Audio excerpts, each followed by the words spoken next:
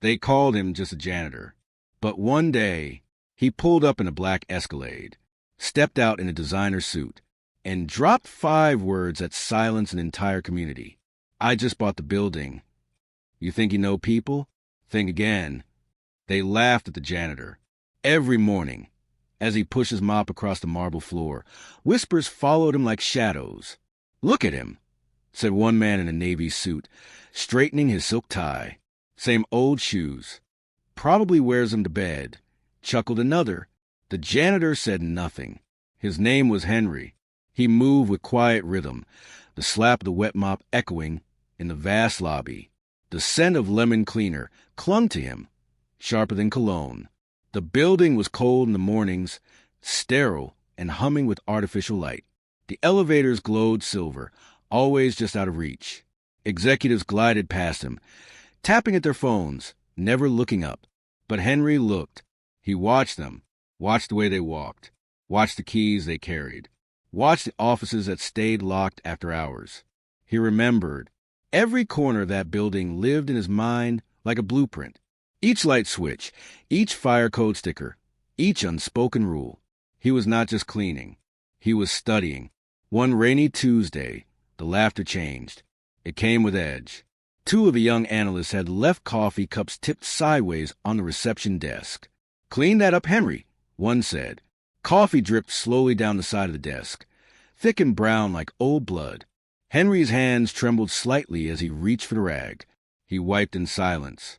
Outside, thunder rolled low and heavy. The windows shook. Inside, fluorescent lights buzzed with a strange flicker. Henry looked up. The analyst smirked. Henry stared back, longer than usual. His eyes were not tired. They were measuring. That Friday, a black car pulled up to the front of the building. The doorman, confused, stepped back. Out stepped a man in a gray coat, tailored and spotless. He carried a brown leather folder. He moved with calm purpose. People in the lobby paused. Elevator doors slid open. The man stepped in alone, up to the 19th floor, to the office with the corner window and the view of the river. That office belonged to Mr. Granger, the building's owner. Or it used to. By noon, a notice was posted in the lobby. New ownership. Effective immediately. The name on the paper was Henry Ellis. Henry walked in not with a mop, but with polished shoes, black with sharp laces. The same analysts turned pale as paper. Their laughter fell silent. Henry said nothing. He stood in the center of the lobby, now his lobby. The air smelled like fresh paint and fear. He looked at the marble floor. It gleamed. He had cleaned it for years. Now he would walk across it as the owner. He turned slowly. Each step echoed. He could hear his heartbeat in his ears. A thumping drum. He looked up at the fluorescent lights. Still buzzing. Still flickering. But now, he was quiet, polite, mopped floors before sunrise, wore the same faded blue uniform. Every single day, people barely saw him. But when they did, they laughed. Speaking head, he probably lives in the basement. Speaking head, bet he doesn't even have a high school diploma. They talked about him like he was invisible. In meetings, in elevators. One in turn snapped a photo, posted it with a caption. Future goals, not. He saw it, said nothing, just kept mopping, kept showing up, every day, every night, for years, until one morning, black Maybach, private driver, shiny dress, shoes hit the marble floor. He walked in, not with a mop, with a briefcase, straight to the top floor. Conference room full of executives. He stood at the head of the table, page facing up as of today. I am the new owner of this building. Silence. Pin drop silence. The same intern who mocked him? Fired. The manager who called him just a janitor? Demoted. Turns out he was no ordinary janitor.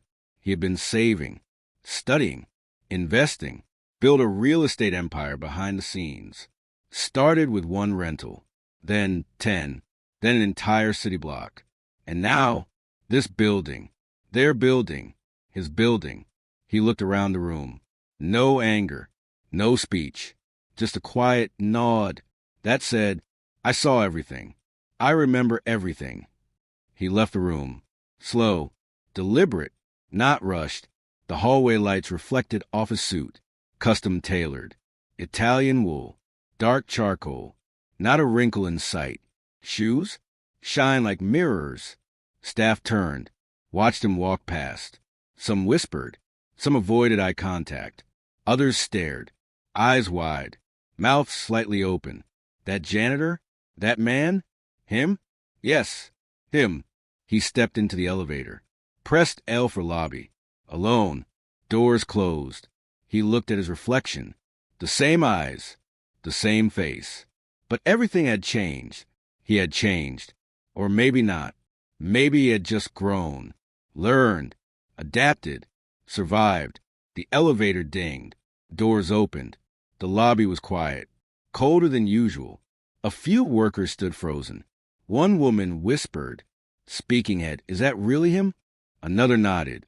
Speaking head, he used to mop this floor, and now he owned the floor, the walls, the ceilings, the parking garage, every inch.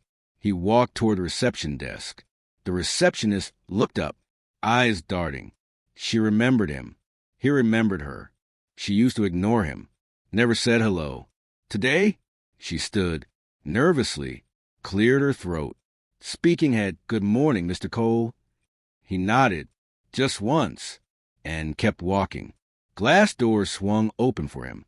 The security guard on duty. He used to smirk, used to ask for ID. Every single time. Now, he stood up straight, saluted him, literally saluted. Too late. Respect delayed is just fear in costume. Mr. Cole walked outside. Sunlight hit his face. Warm, blinding. The city roared around him. Taxis, sirens, steam from manholes. He breathed in, deep, slow. Freedom, not just financial, mental, emotional, spiritual. He looked up at the tower. His tower. Glass panels reflected the sky. 35 stories tall. Hundreds of people worked there. Some good, some cruel. He had seen it all. He had heard the jokes, the whispers, the mockery. But he never stopped, never shouted, never broke down. He remembered sweeping trash while boardroom meetings laughed about bonuses. He remembered empty vending machines and cold dinners. He remembered silence, loneliness, humiliation. But he also remembered purpose, a voice in his mind. Soft, calm, firm. You are not just a janitor. You are building something. You are becoming someone. He was, and now he had become. Mr. Cole stepped into the back seat of his car. Leather interior. Cool air. The driver looked in the mirror. Speaking head, "Where to, sir?" He smiled. Mobile phone back to the neighborhood. Back to where it started. 20 minutes later, he pulled up to the old apartment complex. Same cracked sidewalks. Same flickering streetlights. Kids still played soccer with a half-flat ball. Mothers still sat on porches, braiding hair and gossiping. He stepped out. This time people looked, recognized him. Gasps, smiles, shocked faces. Speaking head, "Is that Marcus?" Speaking head, "Marcus Cole?" Speaking head, "The janitor kid?" Yes, that kid. He walked to the community center. Doors were rusted, paint chipped, inside broken tables, peeling walls. He had a folder in his hand. Plans, blueprints. He walked up to the desk. The old director, Mrs. Daniels, stared. Speaking head, "Marcus, baby, is that you?" He hugged her. Tight, real. Speaking head, "I came back to fix it." She cried. So did the janitor in the back. Different janitor now. Older man, eyes tired. Marcus walked over, held out his hand. Speaking head, "Need a partner?" The man smiled. Speaking head, "Always." And just like that, he started again, not with a mop, but with a mission to rebuild the place that shaped him, to lift the ones who were still invisible, to turn whispers into applause, to make sure no one else had to survive what he did, and to remind the world, the janitor they laughed at was never just a janitor. He was watching, learning, building, becoming. And now he was leading, owning, changing everything. Quietly, permanently, completely. He walked outside again, looked at the sky. No mop, no uniform, no mask, just truth, power, peace, and a quiet voice in the back of his mind still whispering, I remember everything. He stood in the street. Dust swirled around his shoes. Old shoes scuffed the sidewalk nearby. Children ran past him, chasing a ball. One boy stopped, stared. Speaking head, hey, are you famous? Marcus smiled, knelt down. Speaking head, no, just determined. The boy squinted. Speaking head, determined to do what? Marcus pointed.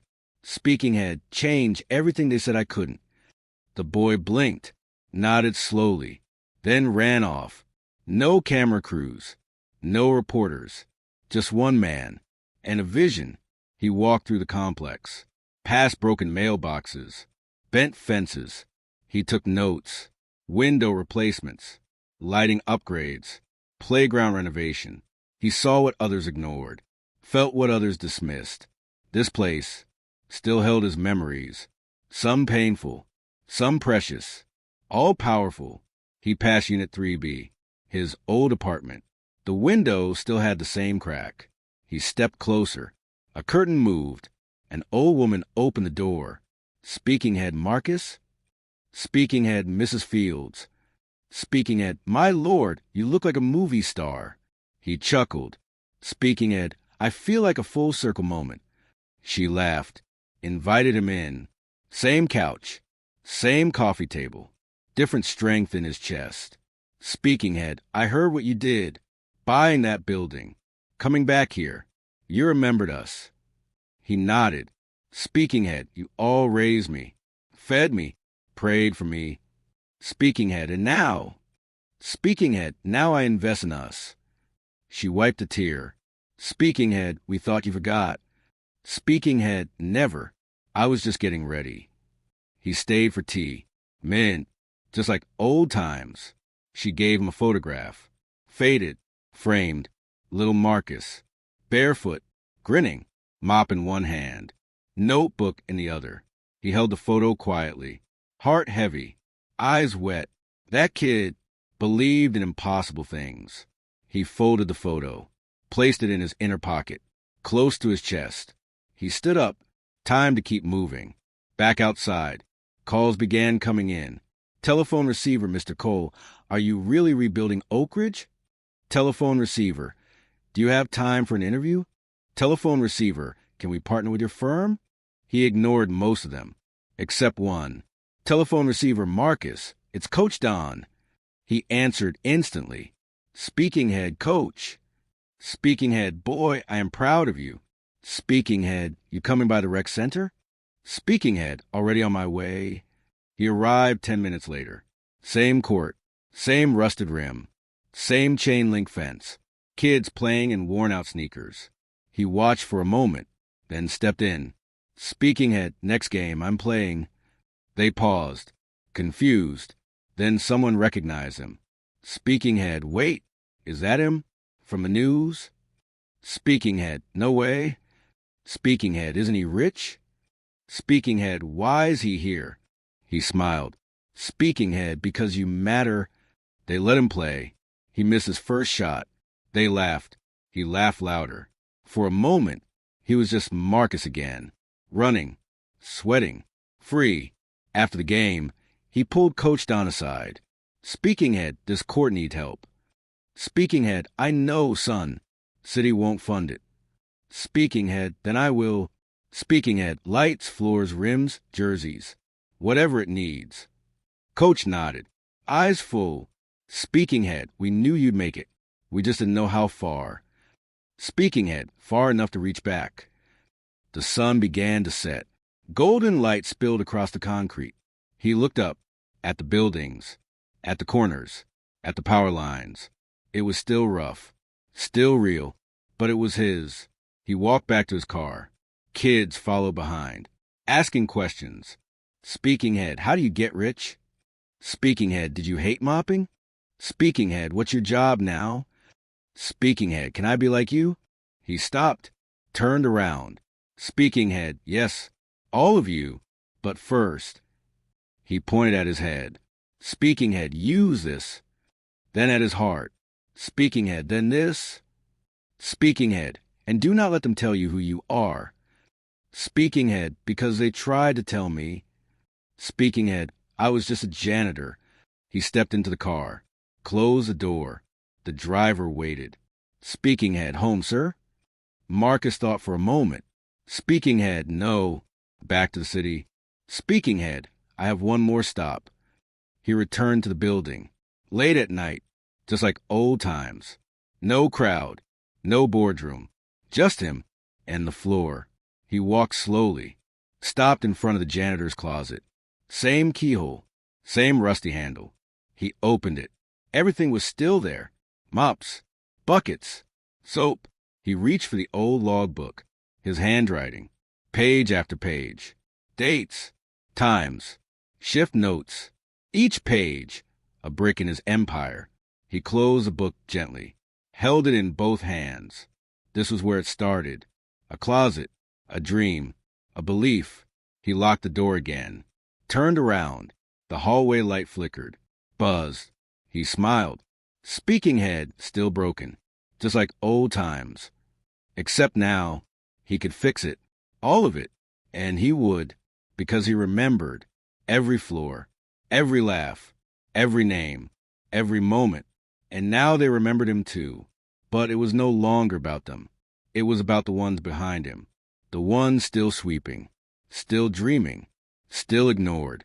He would build ladders, not walls. He would write checks, not speeches. He would walk in silence, but make noise where it mattered. He would not ask for permission. He was a permission. And as he stepped into the elevator, alone again, he whispered 4 quiet words into the flickering light. Speaking head, I am not done. And the doors closed. The elevator hummed. Soft whirring. The quiet kind. He stood still. No music. Just breath. Steady. Measured. He watched the numbers light up. He was not going to the top floor. Not tonight. He was going back down. Back where the roots were. Back where the dust settled. To the basement. Where the lights flickered. Where the pipes hissed, where the voices never reached. Ding. Level B. The door opened. Cool air. Stale. Like time had stopped. He stepped out.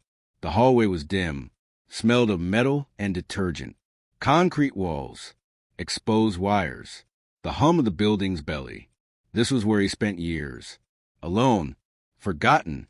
Invisible. He turned left, past the breaker box. Past the boiler room, stopped at the last door. Room 009, utility office. No windows, no plaques, just a number. He opened it. The bulb inside flickered, then glowed steady. One desk, one chair, a cracked mirror on the wall. And on that desk, a box, old, taped shut. He recognized it, labeled in his own handwriting. Dreams Confidential. He opened it slowly. Inside, notebooks, stacks of them, filled front to back. Business plans, quotes, savings logs, articles clipped from magazines, ideas scribbled in midnight ink. He flipped through. Every page, a reminder. He was not lucky. He was relentless. He picked up one page. Torn, crumpled, unfolded it. Pen buy back what they said he would never touch. Pen owned the place they thought you would always clean. He exhaled. Deep. It echoed. The room swallowed the sound. He sat in the chair, leaned back, let silence fall around him. This office had been his headquarters. The war room. No glass walls. No skyline view. Just grit. And grit had brought him here. He stayed a while, then stood up, closed the box, tucked it under his arm, and walked out. He climbed the stairs this time, not the elevator. Step by step, each one a memory, a trial, a weight he once carried. Now light, now behind him. He reached the lobby. Clean, quiet. The night staff looked up, eyes widened. Speaking head, Mr. Cole? You're still here. Speaking head, just visiting the past. Speaking head, need anything? Speaking head, yes, one thing. Speaking head, treat the janitors better than they treated me. Speaking head, understood. He walked to the front doors, looked at the reflection again. Same eyes, same fire, but now a legacy behind them. He stepped outside, into the warm night. The city pulsed. Neon signs, crosswalk beeps, taxis gliding past. He checked his watch. Almost midnight. His car waited, but he kept walking. Down the street, past glass towers, luxury stores. People stared, recognized him. Some whispered, some pointed. But he was not interested in being seen. He was interested in building what they could not ignore. He reached a small cafe. Lights off. Closed hours ago. He knocked twice on the window. The back light turned on. Door unlocked. Old man appeared. Speaking head, Marcus. I was wondering when you'd stop by. Speaking head, hey, Pop. Speaking head, still drinking black coffee? Speaking head, always. They sat by the kitchen door. Steam rose from the mugs. No words for a while. Just sips. Peace. Speaking head, you really did it. Speaking head, still doing it. Speaking head, you planning to slow down? Speaking head, not even close. Speaking head, good. Speaking head, because the kids are watching. Marcus nodded. Speaking head, that is why I'm here. Speaking head, you taught me to show up. Speaking head, even when no one clapped. Speaking head, especially then. Pop leaned back. Speaking head, what's next? Marcus looked down at the notebook in his lap, opened to a fresh page, wrote one word. Schools.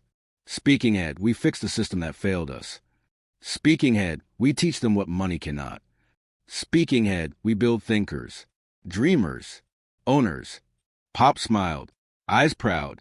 Speaking head, then I guess I better stock more coffee. They both laughed. The cafe light flickered, then held steady. Marcus stood. Speaking head, thanks for always keeping the light on. Speaking head, thanks for becoming the light. He walked out. The city felt different now. Not bigger, not smaller. Just his. He crossed the street. No fear, no hesitation. Phone buzzed. A message. Mobile phone, board wants your input for tomorrow's vote. He replied. Speaking head, tell them I already made my decision. Speaking head, we are funding every underfunded school in the district. Speaking head, no debate. Sent, power used with purpose. He kept walking. A woman approached him. Speaking head, excuse me, sir. Speaking head, are you Marcus Cole? Speaking head, my son, he looks up to you. Speaking head, says he wants to be a janitor like you were. Marcus paused. Knees softened. Heart cracked open. Speaking head, tell him he already is more. Speaking head, that title? It is not where you stop. Speaking head, it is where you begin. She teared up. He handed her his card. Speaking head, bring him to my office next week. Speaking head, we will give him a mentor. She nodded, trembling, grateful. He continued on. Into the night, into the future. A quiet man, with loud footsteps. He did not need revenge. He had purpose. He did not need applause. He had legacy. And in every janitor's closet, in every dusty hallway, in every whispered doubt, his name would echo, not as a warning, but as a promise. They laughed at the janitor. Now they'd build what he tells them to. And somewhere, in a quiet corner of a broken neighborhood, a boy picks up a broom, looks in the mirror, and whispers to himself, Speaking head, I am not done. And the cycle begins again. Ask ChatGPT. He held the broom like a sword. Not to clean, to claim. The boy's name was Isaiah. 10 years old. Quiet like Marcus once was. Always watching. Always listening. He had seen the headlines. He had seen the Escalade. But what moved him was that Marcus remembered. Remembered the names. The pain. The floors. And came back. Not as a ghost. As a guide.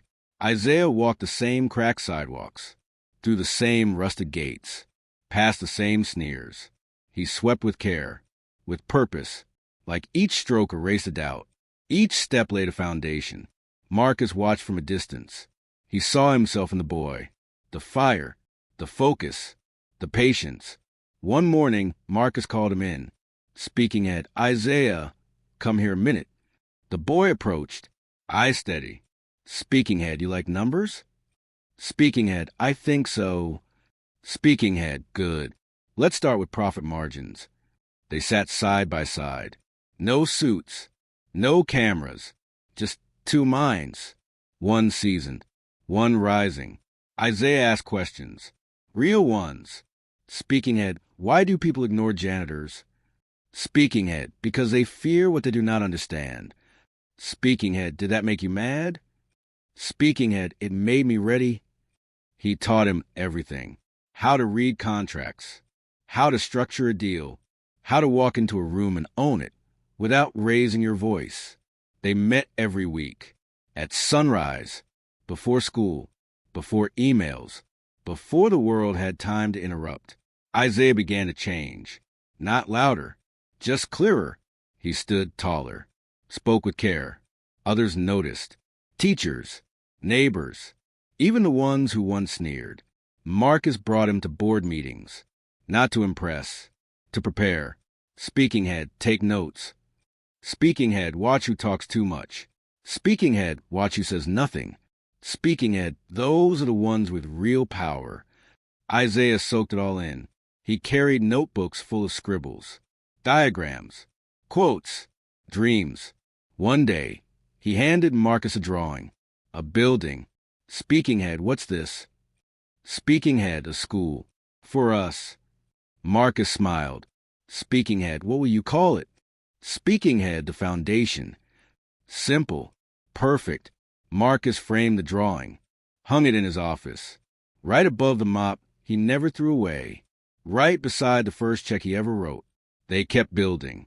Together, investments, programs, scholarships, properties, but always people first. They held town halls, not in hotels, in barbershops, in church basements, in the places most forget. Speaking head, you do not fix a system by visiting it. Speaking head, you fix it by living in it, by staying. The message spread. Other cities called, other schools, other boys holding brooms. Some scared, some stubborn, all watching. Marcus and Isaiah traveled, spoke little, but when they spoke, people listened. One night, in Chicago, Isaiah asked a question. Speaking head, do you think they'll ever stop judging us? Marcus paused. Speaking head, they might.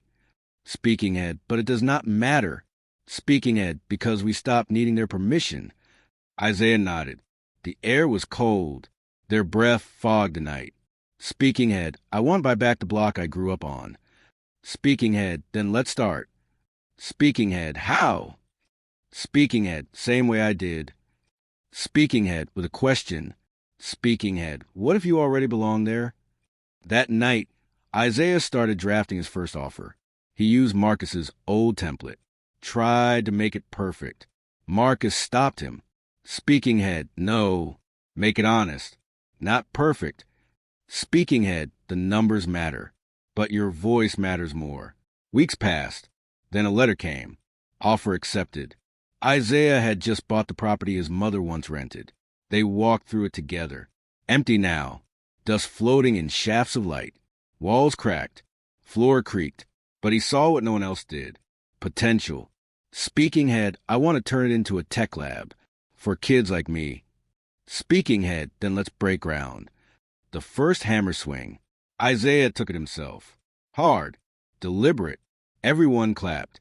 Marcus did not. He just nodded. Speaking head, that sound? That's the sound of changing your story. Isaiah worked every weekend. Painted walls. Laid tile. Greeted volunteers at the door. He never told them he owned the building. He just worked. When it opened, there was no ribbon. No ceremony. Just a handwritten sign taped to the door. Come learn. Come build. Inside, kids from every block sat at computers, learning to code, to build apps, to dream without limits. One mother cried, Speaking head, my son used to skip school. Now he skips lunch to come here. Isaiah listened, then quietly stepped outside. Marcus followed. Speaking head, you all right? Speaking head, it's just, I did not know it would feel like this. Speaking head, it always does. Speaking head, like more than a win. Speaking head, like a homecoming. They stood in silence.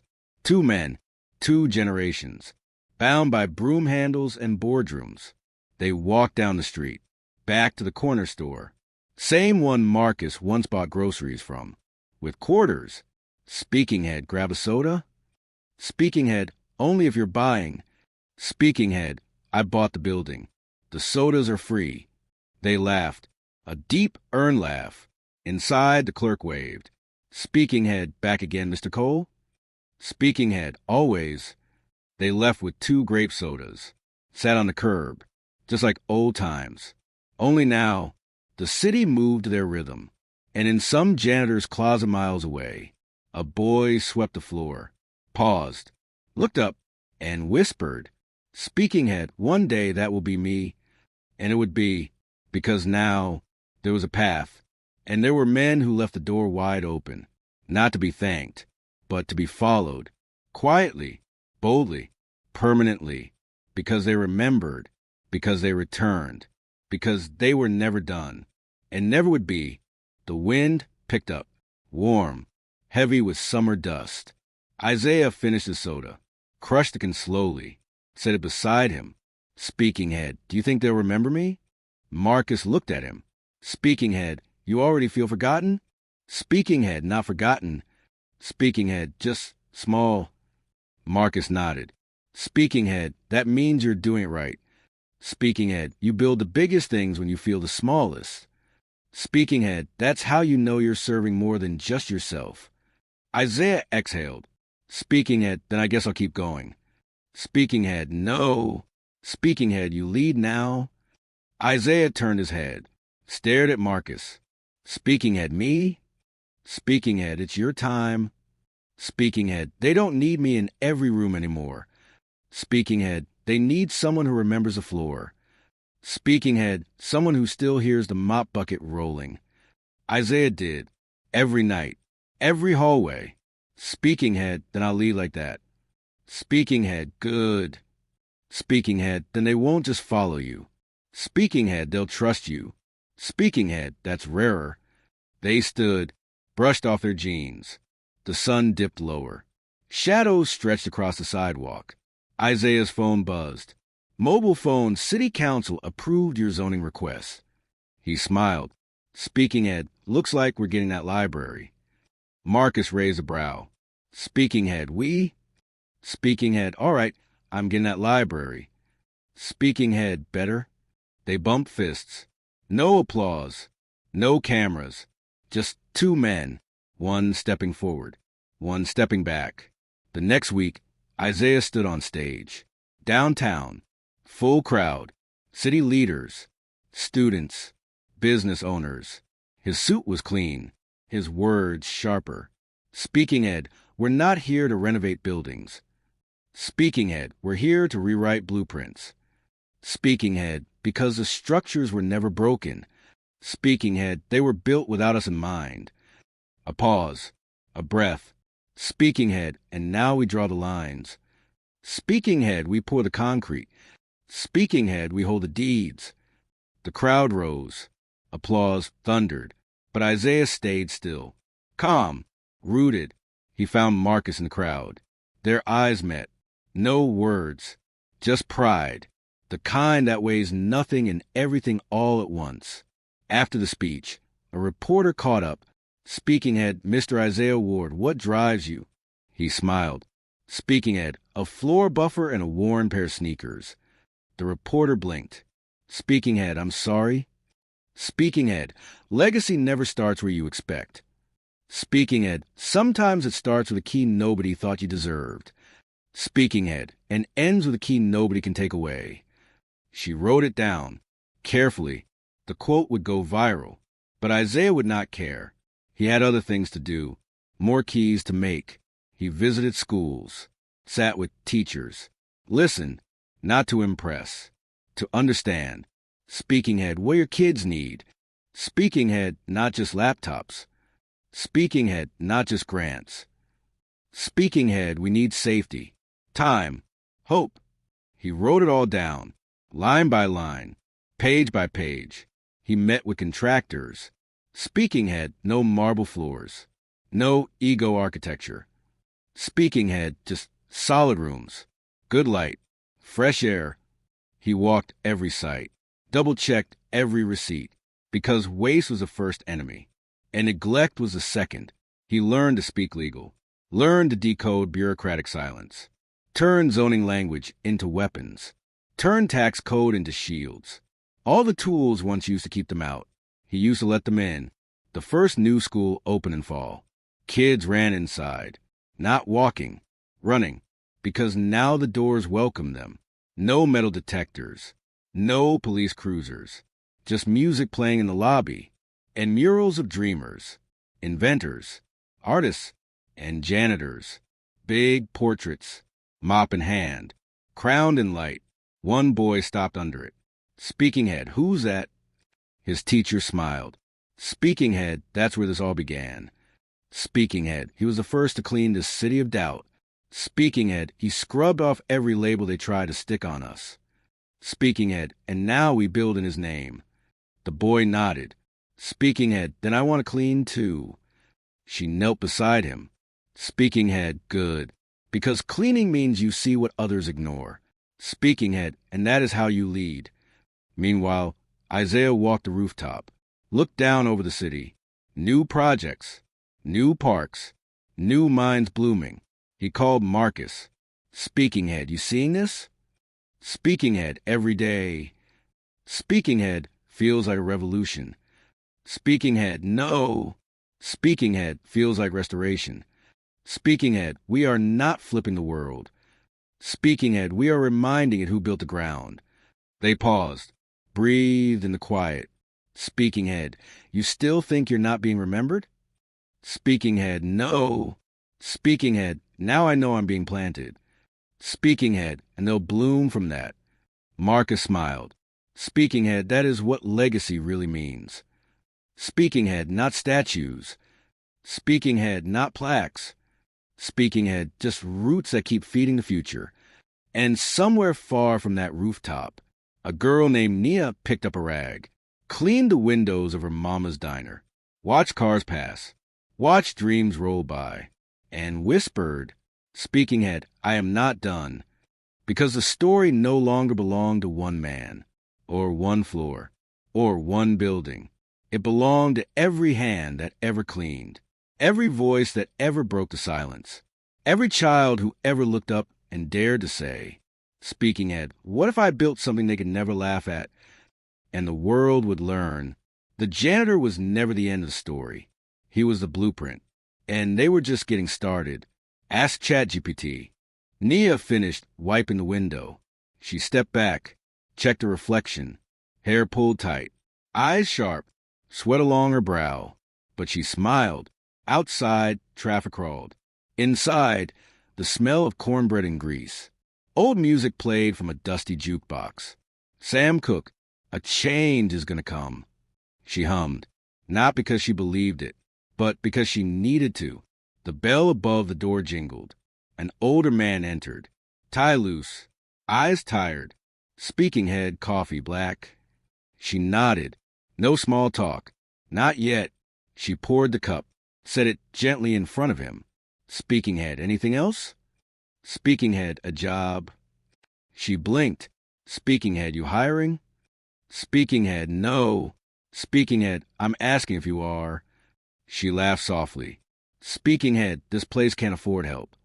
Speaking head, then maybe it needs a partner. She narrowed her eyes. Speaking head, you lost, old man? He sipped the coffee. Speaking head, no. Speaking head, I'm exactly where I used to be. He looked around. Speaking head, this used to be my mother's diner. Nia froze. Speaking head, Mrs. Riley?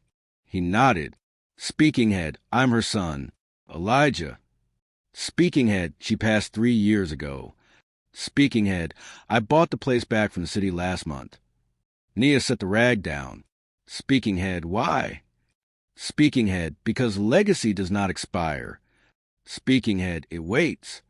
She stared at him. Speaking head, and what do you want from me? Speaking head, I want you to run it. Speaking head, make it matter again. Speaking head, make it more than a meal. Speaking head, make it a table for conversations the city avoids. Nia stepped back, heart pounding, palms sweaty. Speaking head, I'm just 19. Speaking head, exactly. Speaking head, too young to quit. He slid a folder across the counter. Inside, deed papers, blueprints, and one sticky note. Let them taste justice.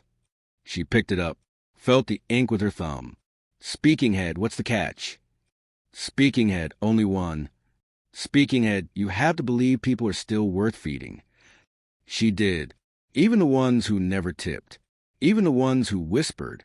Even the ones who walked in laughing and left quiet. She took the folder, looked Elijah in the eye. Speaking head, then let's cook. Speaking head, let's teach while we fry. Speaking head, let's serve more than food. And she did. She painted the walls deep mustard, hung portraits of mothers and matriarchs, served free soup on Thursdays, and charged full price on Fridays. Speaking head, because dignity is never discounted. She hired kids from the block, gave them aprons and notebooks. Speaking head, you learn while you earn. Speaking head, and you teach once you learn. She wrote poetry on napkins, played Nina Simone during cleanup, kept the lights on late, for the tired, for the dreamers, for the ones building from the dust. Isaiah visited one day, ordered sweet tea and hush puppies, sat in silence, watched her move. He leaned in. Speaking head, you remind me of someone. Speaking head, a janitor? Speaking head, no, a builder. Speaking head, you just happen to use frying pans instead of floor wax. She grinned. Speaking head, either way, I cleaned the mess. Speaking head, and feed the future. He nodded. Speaking head, keep going. Speaking head, we're stitching the city back together. Speaking head, one block at a time. She leaned on the counter. Speaking head, and when we finish? Speaking head, we start again. Because cities forget, and pain returns, and power slips if not held with care. But she held it, gently, firmly, like hot cast iron, the kind passed down, not bought. Her diner became a hub.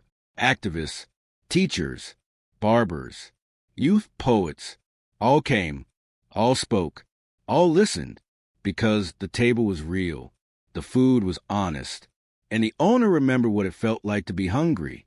One evening, a man in a navy blazer stepped in, looked uncomfortable, too polished, too quiet. Speaking head, I was told this place could help me understand. Nia didn't flinch. Speaking head, understand what? Speaking head, why no one trusts people like me. She handed him a plate of greens and cornbread. Speaking head, eat first. Speaking head, then listen. He sat, ate, listened, came back the next week, and the week after. Eventually, he stopped wearing the blazer, started bringing his notebook, started taking notes.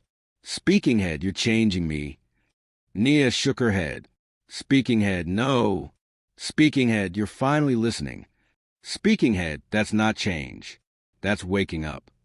Years passed. The diner became a landmark, not for fame, but for function. Kids grew up there. Grandparents felt safe there. Young men apologized there. Old men learned to cry there. And every plate served said the same thing. Speaking head, you matter. Speaking head, even if the world forgot. Speaking head, we didn't. And above the door, a photo of Marcus, holding a broom, framed in gold. Next to Isaiah in a hoodie. Next to Nia with a ladle. The caption read, they cleaned, they led, so we could stay. And so the story continued, not with endings, but with echoes, in classrooms, in diners, on sidewalks, through voices rising, through feet marching, through mops, keyboards, and cast iron, all whispering the same promise. Speaking head, we remember. Speaking head, we remain. Speaking head, we rebuild. And always, we begin again. The diner lights dimmed. It was closing time. The last guests hugged on their way out. Laughter echoed faintly behind them. Neil locked the front door, leaned against the glass, looked out at the street. It was quiet, still. The city breathed in the dark, like it was resting from its long fight. She turned off the jukebox, wiped down the last table. The mural above her shimmered in the low light. Marcus, Isaiah, her. 3 faces, 1 story, all beginning with hands that cleaned. She placed a candle at the windowsill, lit it. A soft flame danced. Speaking head, for the ones still building, she whispered. Speaking head, and the ones they laughed at. Behind her, a folder sat on the counter. Worn edges. Inside, blueprints for a second diner. This time, in a different neighborhood. One that still doubted, still whispered, still pushed away what it did not understand. She smiled, because she did understand. She remembered the sting, the silence, the slow rise, the small wins, and how each one mattered more than the world would ever know. She picked up her bag, turned off the last light, stepped into the night. A light breeze brushed her face. Somewhere in the distance, a mop rolled over tile. A young girl recited poetry in a mirror. A boy practiced coding by flashlight. And a janitor whistled while polishing floors in a quiet building. No one watching. No one clapping. Just purpose. Just rhythm. Just roots stretching deeper. Because legacy does not ask permission. It simply moves. Quiet. Steady. Unstoppable. And when they laugh again, as they always will, someone new will rise. Someone quiet. Polite. Kept to themselves. Until the day they hold the keys. And with no anger, no speech. Just a look. They will say, Speaking head, I remember everything. And walk through a door they now own. Forever.